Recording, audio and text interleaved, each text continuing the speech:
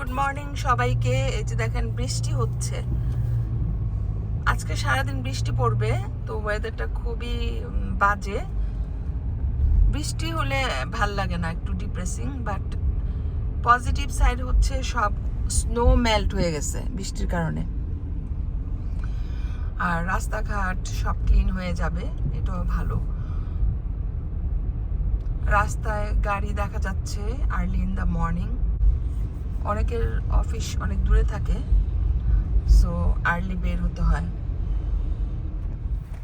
এই যে ইন্টারসেকশনে আমরা এখন ওয়েট করতেছি, আর গাড়িগুলা একদিক থেকে আরেক দিকে ছুটোছুটি করছে। সকালবেলা সবাই ব্যস্ত, রাশ আওয়ার। বৃষ্টিটা মনে হয় আজকে সারাদিনই থাকবে। ঝুমঝুম করে বৃষ্টি হচ্ছে, আজকে সারাদিন বৃষ্টি পড়বে। তো সকালের দিকে যখন কাজে যাই বৃষ্টি ছিল, আবার মাঝখানে অনেকক্ষণ বৃষ্টি পড়ে নাই, এখন আবার শুরু হয়েছে। তো এটা সারাদিন নাকি এইভাবে বৃষ্টি পড়তেই থাকবে। একদিকে ভালো হয়েছে, স্নো সব মেল্ট হয়ে গেছে। এই যে বৃষ্টি আর বৃষ্টি, ঝুম ঝুম করে বৃষ্টি পড়তেছে। আমাদের এই পার্কটা এখন অলমোস্ট স্নো গন, ভালোই লাগছে দেখতে। Big park. তো কাজের থেকে আসার সময় আমি কয়েকটা জিনিস কিনে আনলাম। এখানে হচ্ছে আলু, মিষ্টি আলু আর টমেটো।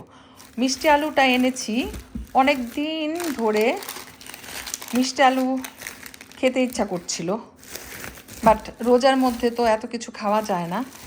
তারপরেও এক প্যাকেট নিয়ে আসলাম। এই যে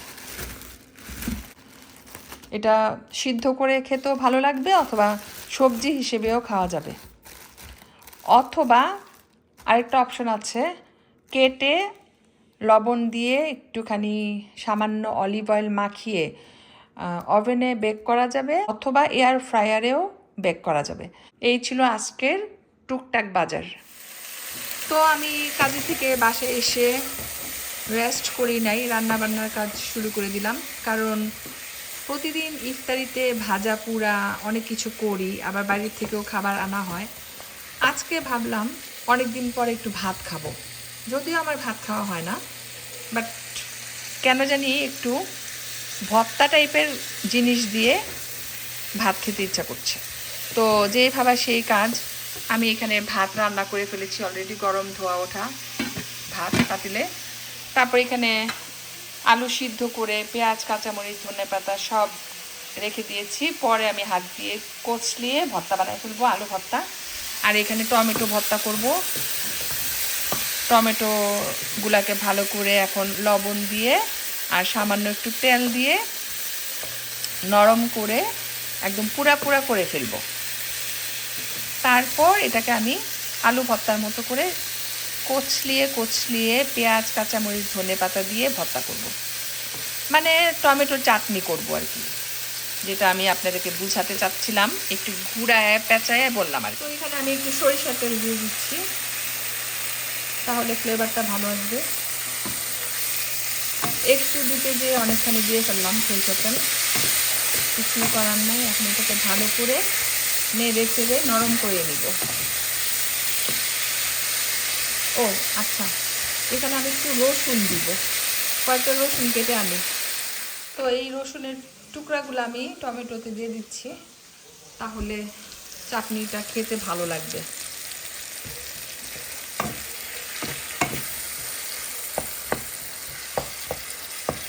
তো এখানে টমেটোর পেস্ট হয়ে গিয়েছে, নরম হয়ে একদম ভর্তা ভর্তা হয়ে গিয়েছে। আমি এরকমই চাচ্ছিলাম।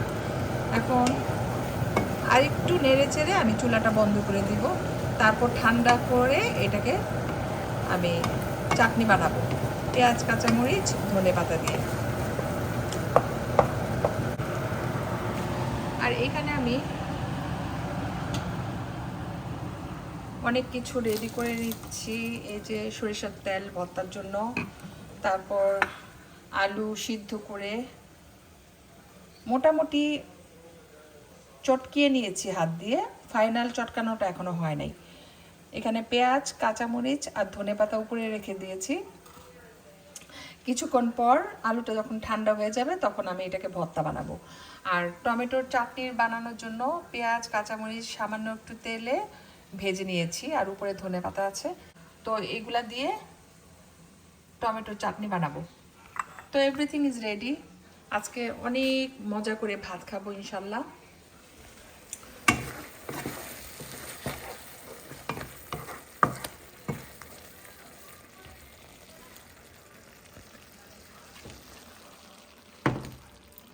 তো টমেটোর পেস্ট হয়ে গিয়েছে, এটা ঠান্ডা হলে চাটনিটা বানাবো আর আলু ভর্তা করব। এই হচ্ছে আমার আজকে একদম দেশি স্টাইলের রান্নাবান্না। শসা কাটা হয়ে গিয়েছে আর অল্প একটু আঙ্গুর মানে নরম হয়ে গিয়েছে, ফেলে দিলাম না, রাখলাম, যদি খেতে পারি তো খাবো, না হলে ফেলে দেবো। আর এখানে লেবু শরবত করে ফেলেছি। এখানে আমি সব কিছু রেডি করে নিচ্ছি, এখন ভর্তাটা বানাবো। আর এখানে একটা তেলাপিয়া মাছ ভিজিয়ে রাখলাম, একটু পরে কেটে কুটে ভাজি করে ফেলবো।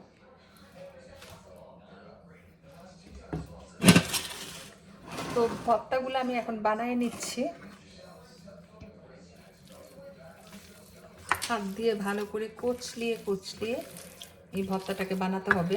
আলু ভর্তা যেহেতু, যত ভালো করে কচলাবো তত মজা হবে। আলু ভর্তা আমার অনেক ভালো লাগে, কার কার কাছে ভালো লাগে জানাবেন। লবণটা একদম নিজের আন্দাজের উপরে দিয়ে দিচ্ছি, বেশি হলেও কিছু করার নাই। এখানে একটু সরিষার তেল দিব।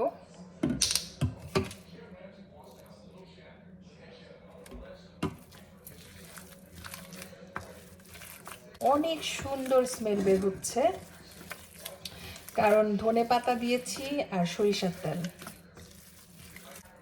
ব্যাস হয়ে গেল আলু ভর্তা। আজকে একটু ডিফারেন্ট স্টাইলের ইফতারি করব।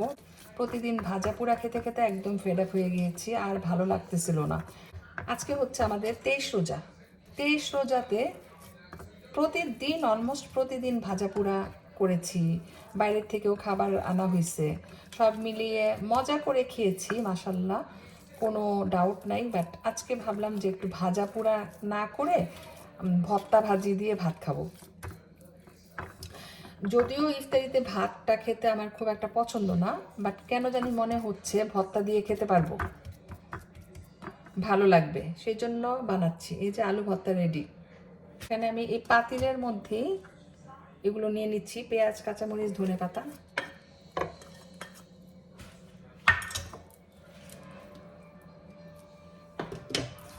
তো এটাকে ভালো করে হাত দিয়ে কচলিয়ে, ওহ অনেক গরম।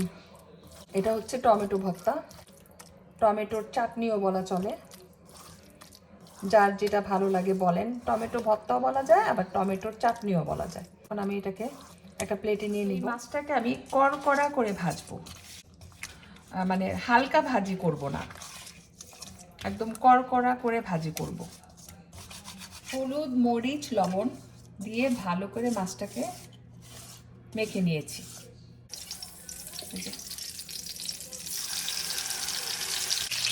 তো মাছটাকে একদম গ্রিল করে ফেলবো। মাছ ভাজি যে কোনো ভর্তার সাথে ভালো লাগে। তো আমি যেহেতু আলু ভর্তা আর টমেটোর চাটনি করেছি, এই মাছ ভাজিটা ওগুলোর সাথে খেতে ভালো লাগবে। আর মাছ ভাজির সাথে পেঁয়াজগুলাকেও ভেজে নিব। মাছটা হয়ে গেলে মেইন কাজগুলো শেষ, কারণ অলরেডি ভাত রান্না করেছি, আলু ভর্তা ডান, টমেটো ভর্তা ডান। এখন তেলাপিয়া মাছটা ভাজি করব, তারপর এই মাছটা উঠিয়ে এখানে পেঁয়াজ ভাজি করব, কারণ মাছের উপরে পেঁয়াজগুলো আমি সুন্দরভাবে দিয়ে দিব, তাহলে দেখতেও সুন্দর লাগবে, খেতেও ভালো লাগবে। লেবু শরবত বানানো হয়ে গিয়েছে, শসা কেটে ফেলেছি। তো এই মাছ ভাজিতে আমি পেঁয়াজগুলো ভাজবো, সেই জন্য অনেকগুলো পেঁয়াজ সামান্য পরিমাণ হলুদ আর লবণ দিয়ে ভালো করে মেখে নিচ্ছি। মাছ ভাজিটা হয়ে গেলে এই পেঁয়াজগুলোকে ভেজে নিব।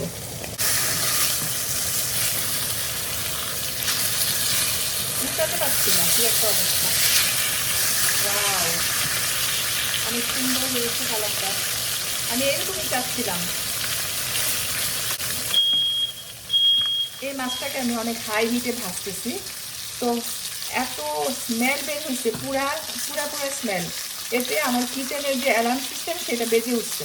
সাথে সাথে আমি অ্যাডজাস্টার স্ট্যান্ডটা ছাড়লাম, আর কিচেনের দরজা যেটা পিছন দিক দিয়ে আছে ওটা খুলে দিয়েছি। তাহলে ফ্রেশ এয়ার আসবে, আর ঘরের ভিতরে মানে কিচেনের যে ব্যাড স্মেল আছে, পুরা পুরা গন্ধ সহ যে ব্যাড স্মেলটা আছে সেটা চলে যাবে। কিছুই করার নাই।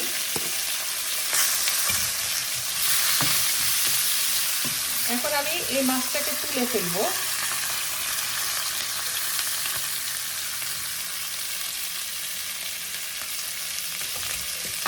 এই যে একদম বারবিকিউ স্টাইলের হয়েছে মাছটা। পেঁয়াজটাকে একদম ভুনা ভুনা করে ফেলবো।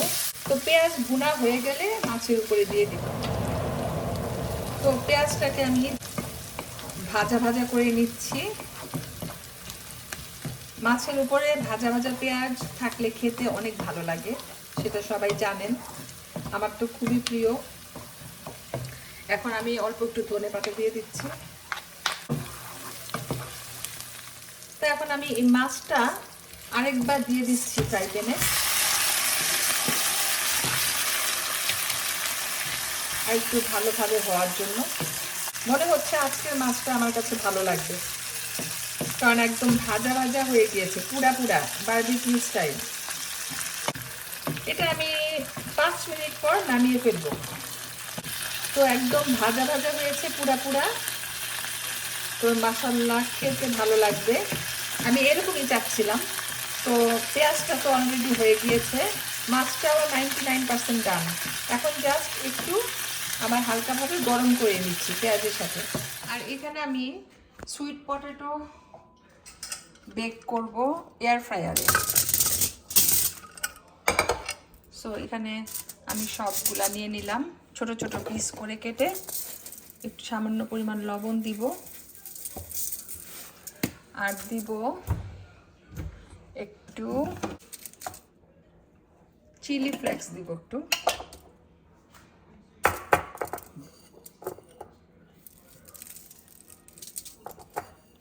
অনেকদিন পরে সুইট পটেটো খেতে খুব মনে চাচ্ছিল, তাই আজকে আমি এক ব্যাগ নিয়ে এসেছি। একটা দিয়েই বানাবো, রোজার মাস তো বেশি খাওয়া যাবে না। আর একটু দিব অলিভ অয়েল। আজকের ইফতারিতে আমি ট্রাই করতেছি সব হেলদি খাবার রাখতে, কারণ গত 21টা রোজাতে অনেক ভাজা পোড়া খাওয়া হয়েছে, অলমোস্ট এভরিডে। 2-1 দিন যেদিন আমি কাজে গেছি, বিকালের শিফটে আমার কাজ ছিল, সেদিন আমি ইফতারি বানাই নেই, আমাকে কাজে ইফতারি করতে হয়েছিল। ওইটা ছাড়া বাকি অলমোস্ট এভরিডে ভাজা পোড়া করছি। বাইরের থেকেও অনেক ধরনের খাবার নিয়ে আসা হয়েছে। এটা রেডি, এটাকে আমি এখন র্যাপ করব।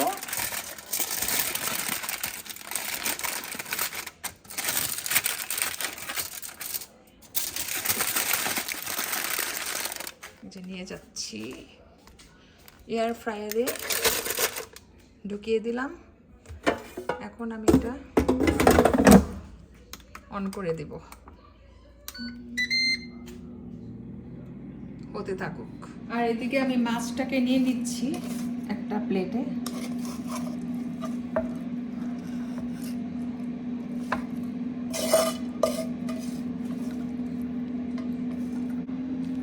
পুরা পুরা হয়েছে মাশাআল্লাহ। স্পেশাল তেলাপিয়া মাছ ভাজি বারবিকিউ স্টাইলে। তো রান্না বান্না শেষ করলাম, তারপর একটু রেস্ট করেছি প্রায় 1 ঘন্টার মতো। তারপরে ঘড়ির দিকে তাকায় দেখি ইফতারির আর বেশি সময় বাকি নাই, 20 মিনিটের মতো বাকি আছে। তাড়াহুড়া করে নিচে আসলাম, এসে সব কিছু আবার গুছিয়ে নিলাম। তো এই হচ্ছে ইফতারির ফাইনাল লুক, আপনাদের সাথে একটু শেয়ার করি। এখানে হচ্ছে টমেটোর চাটনি, আলু ভর্তা, তেলাপিয়া মাছ ভুনা, তেলাপিয়া মাছটা আমি বারবিকিউ স্টাইলে করেছি।